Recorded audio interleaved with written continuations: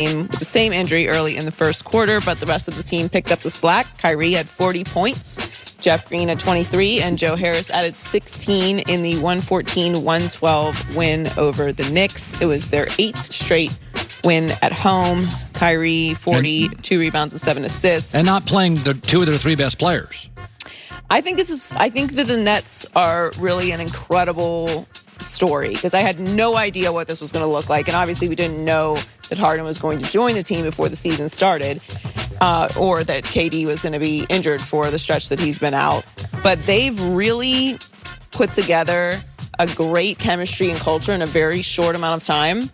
And they're all buying into it. I mean, this looked like it was going to be one of those things. I mean, obviously, look, they still need to win a championship. They have championship expectations at this point with this roster and everything that they've done. But they're just making it happen however they need to, and role players are stepping up. And Kyrie puts up 40. And in the East, you can literally be missing KD and Harden and win games. It's much harder in the West, but in the East, I mean, like right now. And I just didn't think all this. I mean, my takeaway is that this is KD, Harden, Kyrie is one basketball. But in the end, so much of this game now in the NBA is just points. You can't stop anybody. You can't hand check. You can't. And you look at them, nobody even matches up in the East. Boston just doesn't have the shooters. They don't have the star power. Philadelphia, I still think, needs another shooter. I think Brooklyn may roll. And I mean sweep through this thing. I think so, too. So Aaron Rodgers' first episode as guest host of Jeopardy aired last night. One of the best moments came during Final Jeopardy when one of the contestants brought up a painful memory from last year's NFC Championship game. Did you come up with the correct response? Who wanted to kick that field goal?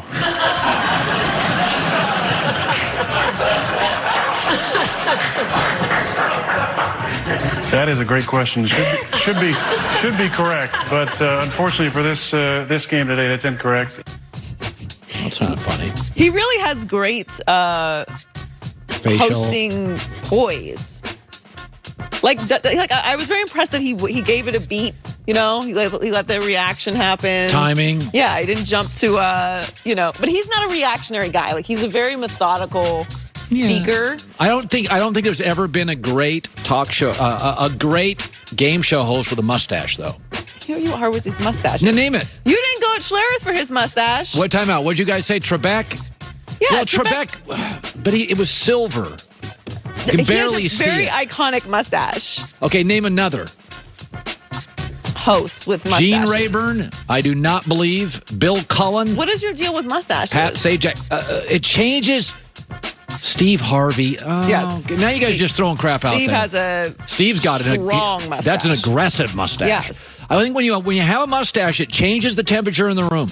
To what? To very alpha, very aggressive. Now, Steve Harvey is a big man, isn't he? So his mustache, he has a big presence. He's a big presence. Steve's got big presence. Yeah, but Trebek, I wouldn't say had a. He was very sophisticated, poised and sophisticated. Very Canadian. Maybe I'm overthinking the room on the mustache. I think you probably are. There's varying types of mustaches though. And Aaron has a whole beard. It's not there's a different look between the beard and the mustache and just a mustache. Aaron's a werewolf. He's nothing but hair. God, I mean, seriously, look at his hair. He's not. Look at how thick his hair is. I think if most guys had discussing it, the Panthers had been looking to upgrade at the quarterback position, and the trade with the Jets has been in the works for some time. After their push for Matthew Stafford fell through, they reportedly reached out to the Jets about Sam Darnold in mid-February, and things started to heat up at Ohio State's Pro Day last week. Just a few days after San Francisco traded up to number 3, the Panthers GM said they weren't sure they'd get the quarterback they wanted in the 8th spot, so they went all in on Darnold and can now draft the best available player at number 8. They're still not ruling out drafting a quarterback. They're not drafting a quarterback. By the way, they're also. I know they have to say that. I know Urban Meyer has to say they're still evaluating Trevor Lawrence, but it's do you actually have to say that? We know you're not doing that. Well, listen, the truth is sometimes you get lucky. Jacksonville needs a star quarterback. Right. Oh, God, there is one. Cincinnati could really use an offensive lineman. Oh, there's a great one. You know what Carolina needs today? A corner and a left tackle. Well, guess what? It's a great draft for left tackles and corners, and they'll get the first one. They'll probably get Penei Sewell or Slater.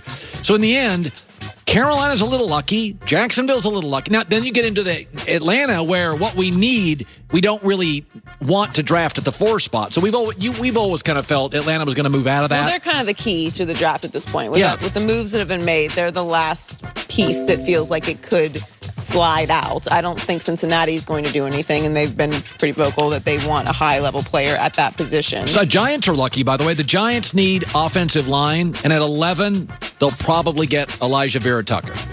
Yeah, I mean, the people that have needed to move have moved or have made the moves like Carolina to get